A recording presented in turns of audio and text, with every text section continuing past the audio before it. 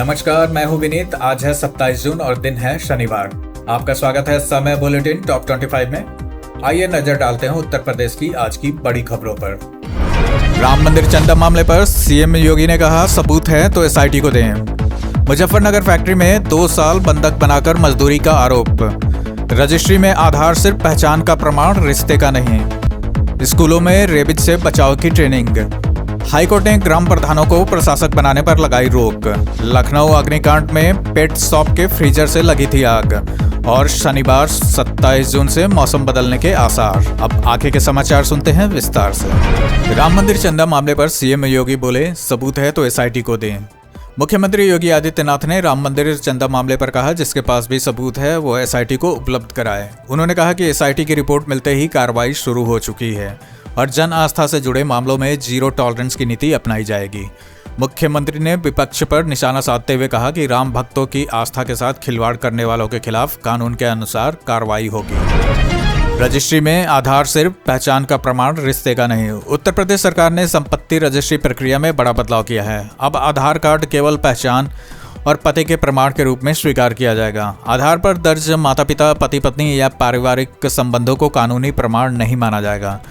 महानिरीक्षक निबंधन नेहा शर्मा ने सभी रजिस्ट्री कार्यालयों को नए निर्देश जारी किए हैं। रिश्तों का प्रमाण देने के लिए अलग से वैध दस्तावेज प्रस्तुत करना होगा। छात्रवृत्ति योजना से 27 लाख ओबीसी छात्रों को मिला लाभ। योगी सरकार की पिछड़ा वर्ग दशमोत्तर छात्रवृत्ति एवं शुल्क प्रतिपूर्ति योजना के तहत वर्ष 2025-26 में 27 लाख से अधिक पिछड़े छात्रों को लाभ मिला। प्रयागराज ने सर्वाधिक लाभार्थियों के साथ प्रदेश में पहला स्थान हासिल किया।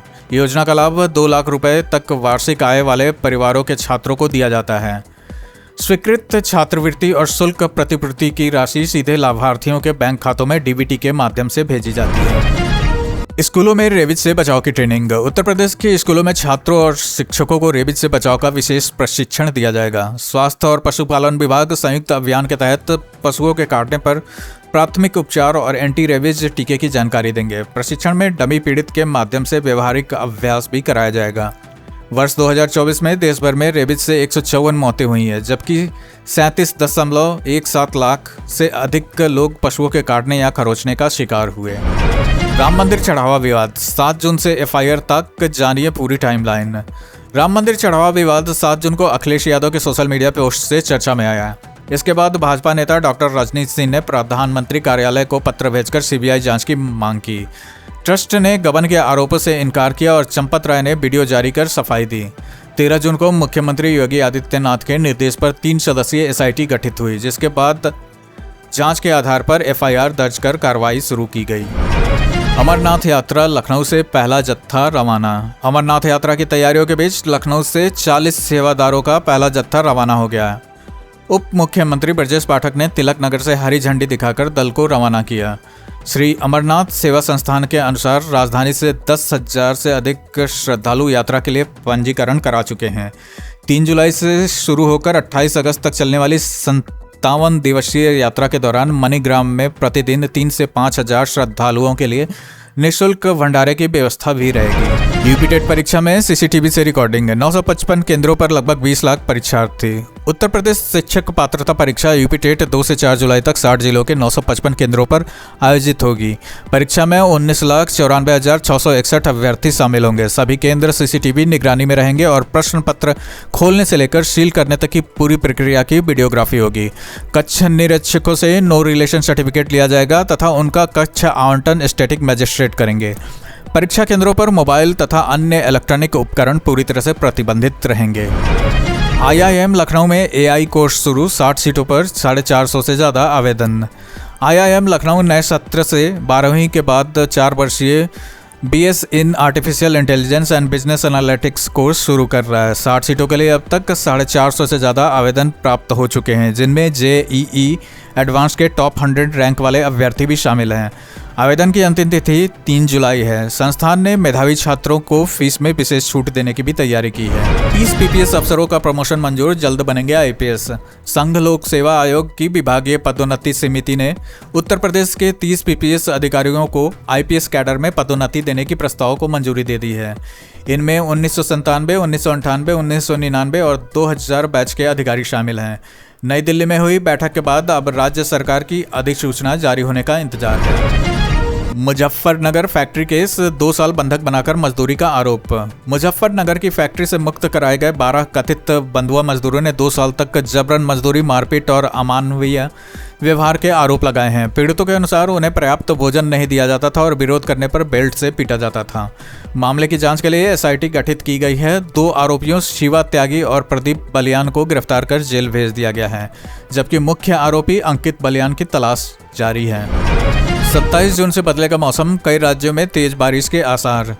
भारतीय मौसम विभाग के अनुसार 27 जून को दक्षिण पश्चिम मानसून देश के अधिकांश हिस्सों में सक्रिय रहेगा। उत्तर प्रदेश के कई इलाकों में गरज चमक के साथ बारिश हो सकती है, जबकि कुछ क्षेत्रों में लू का असर भी बना रहेगा।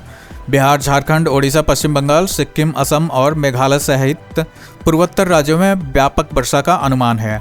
मध्य प्रदेश, छत्तीसगढ़ और विदर्भ में भी बारिश के साथ तेज हवाएं चलने की संभावना जताई गई है। गाजीपुर में खेत बचाओ अभियान, यूरिया के अधिक इस्तेमाल पर रोक। गाजीपुर में मिट्टी की घटती उर्वरता को देखते हुए खेत बचाओ अभियान शुरू किया गया है। कृषि वैज्ञानिक गांव-गांव जाकर किसानों को यूरिया, डीएपी और रासायनिक कीटनाशकों के संतुलित उपयोग की जानकारी दे रहे हैं। विशेषज्ञों का कहना है कि अधिक मात्रा में रासायनिक उर्वरकों के प्रयोग से मिट्टी की लाभकारी सूक्ष्म जीव नष्ट होते हैं और भूमि की उर्वरता लगातार घटती है।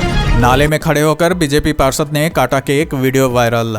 आगरा में वार्ड 12 के भाजपा पार्षद किशन नायक ने नालों की सफाई न होने के विरोध में अनोखा प्रदर्शन किया। वह गंदे नाले में उतरकर अपना जन्मदिन मनाते हुए केक काटते नजर आए। पार्षद का आरोप है कि उन्होंने नाले के सफाई के लिए करीब 12 बार शिकायत की, लेकिन नगर निगम और संबंधित अधिकारियों ने कार्रवाई नहीं की। हाईकोर्ट ने ग्राम प्रधानों को प्रशासक बनाने पर रोक लगाई। इलाहाबाद हाईकोर्ट ने ग्राम प्रधानों का कार्यकाल बढ़ाकर उन्हें प्रशासक बनाए जाने के राज्य सरकार के आदेश पर रोक लगा दी है। अदालत ने कहा कि संविधान के अनुसार पंचायतों का कार्यकाल 5 वर्ष का है और समय पर चुनाव कराना सरकार की जिम्मेदारी है। कोर्ट ने चुनाव टालने पर भी सरकार से जवाब मांगा है और कहा कि अध्यादेश या कानून लाकर पंचायतों का कार्यकाल नहीं बढ़ाया जा सकता। 8 शहरों में सस्ते सरकारी घर, पहले आओ पहले पाओ योजना। उत्तर प्रदेश हाउसिंग बोर्ड और 8 विकास प्राधिकरणों ने सस्ते फ्लैट और प्लॉट की बिक्री शुरू की है। लखनऊ, गाजियाबाद, आगरा, कानपुर, मेरठ, मुरादाबाद, सहारनपुर और सुल्तानपुर में आवास उपलब्ध कराए जा रहे हैं। फ्लैटों की शुरुआती कीमत 7,80,000 जबकि प्रीमियम आवास 1 करोड़ तक है।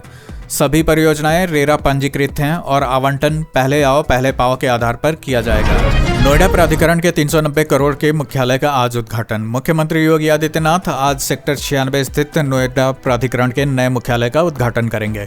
करीब 390 करोड़ की लागत से बने इस भवन का निर्माण 2016 में शुरू हुआ था। कोविड और तकनीकी कारणों से परियोजना में देरी हुई। नए परिसर में आधुनिक कार्यालय, डिजिटल सुविधाएं, पर्याप्त पार्किंग और बेहतर प्रशासनिक ढांचा विकसित किया गया है। नई बीजेपी टीम में मंडल कमंडल संतुलन, ओबीसी और युवाओं पर फोकस। उत्तर प्रदेश भाजपा की 64 सदस्यीय नई प्रदेश टीम में सामाजिक और क्षेत्रीय संतुलन साधने का प्रयास किया गया है। संगठन में सामान्य वर्ग के 26, अनुसूचित जाति के 7 और अनुसूचित जनजाति के 1 पदाधिकारी को शामिल किया गया है। नई टीम में अवध और काशी क्षेत्र को प्रमुख प्रतिनिधित्व मिला है। पार्टी ने 2027 विधानसभा चुनाव को ध्यान में रखते हुए युवाओं और ओबीसी नेतृत्व को भी अहम जिम्मेदारियां दी हैं। बीजेपी की नई टीम से पीडीए साधने की तैयारी और सपा का जवाब। उत्तर प्रदेश भाजपा ने नई प्रदेश कार्यकारिणी के जरिए 2027 विधानसभा चुनाव की रणनीति पर काम शुरू कर दिया है।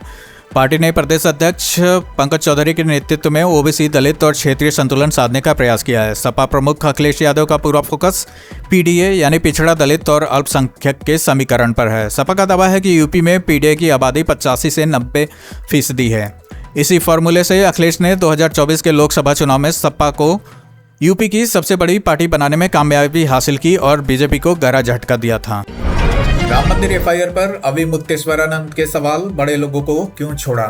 ज्योतिर्मठ के शंकराचार्य स्वामी अविमुक्तेश्वरानंद सरस्वती ने राम मंदिर चढ़ावा मामले में दर्ज एफआईआर पर सवाल उठाए हैं। संबल में उन्होंने कहा कि कार्रवाई केवल नोटों की गिनती करने वाले कर्मचारियों पर हुई, जबकि जिम्मेदार बड़े लोगों को शामिल नहीं किया गया। उन्होंने आरोप लगाया कि ट्रस्ट के गठन से लेकर निर्णय प्रक्रिया तक संतों और धार्मिक विद्वानों की उपेक्षा की गई। थार में घूमते 3 साइबर ठग गिरफ्तार। रामपुर पुलिस ने चेकिंग के दौरान थार में सवार 3 साइबर ठगों को गिरफ्तार किया। आरोपियों के पास 7.5 लाख रुपए नकद, 1 laptop, 6 mobile, 18 ATM card, 15 chequebook, 4 passbook, passport और कई दस्तावेज बरामद किए। पुलिस के अनुसार आरोपी फर्जी ऑफर भेजकर लोगों से एपीके फाइल डाउनलोड कराते थे और मोबाइल हैक कर बैंक खातों से रकम निकाल लेते थे। शामली में 50,000 के इनामी शार्प शूटर मेहताब का एनकाउंटर। शामली पुलिस ने मुठभेड़ में 50,000 रुपए के इनामी शार्प शूटर मेहताब उर्फ बेचैन को मार गिराया। पुलिस के अनुसार मेहताब पर 3 दर्जन से अधिक आपराधिक मुकदमे दर्ज थे। मुठभेड़ के दौरान एक पुलिसकर्मी गोली लगने से घायल हो गया, जिसका अस्पताल में इलाज चल रहा है। मौके से एक देसी कार्बाइन, एक पिस्टल और बड़ी संख्या में कारतूस बरामद किए गए हैं। लखनऊ अग्निकांड। पेट शॉप के फ्रीजर से लगी थी आग। लखनऊ के अलीगंज स्थित 4 मंजिला इमारत में लगी भीषण आग की जांच में बड़ा खुलासा हुआ। अग्निशमन विभाग के अनुसार आग की शुरुआत पेट शॉप के गोदाम में रखे फ्रीजर में शॉर्ट सर्किट से हुई। इसके बाद आग banner, AC, compressor, outdoor unit तक फैल गई। नीचे खड़ी 3 मोटरसाइकिलों के फ्यूल टैंक फटने से आग ने तेजी से पूरे इमारत को अपनी चपेट में ले लिया।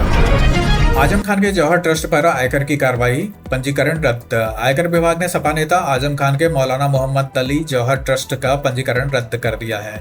विभाग का दावा है कि ट्रस्ट को दान देने वाली 11 संस्थाएं जांच में अस्तित्व विहीन मिली। निर्धारण वर्ष 2020, 2021, 2023, 2024 तक का आयकर छूट समाप्त कर दी गई है। विभाग ने भवन मानकों, फायर सेफ्टी नियमों के उल्लंघन से जुड़े दस्तावेज भी कार्रवाई का आधार बनाए हैं। मुहर्रम जुलूस में करंट, ताजिया बिजली लाइन से टकराया, एक की मौत। एटा के अलीगंज में मुहर्रम जुलूस के दौरान ताजिया के हाई टेंशन बिजली लाइन से टकराने पर करंट फैल गया। हादसे में 7 लोग इसकी चपेट में आ गए। घायलों को तत्काल स्वास्थ्य केंद्र पहुंचाया गया, जहां डॉक्टरों ने एक को मृत घोषित कर दिया।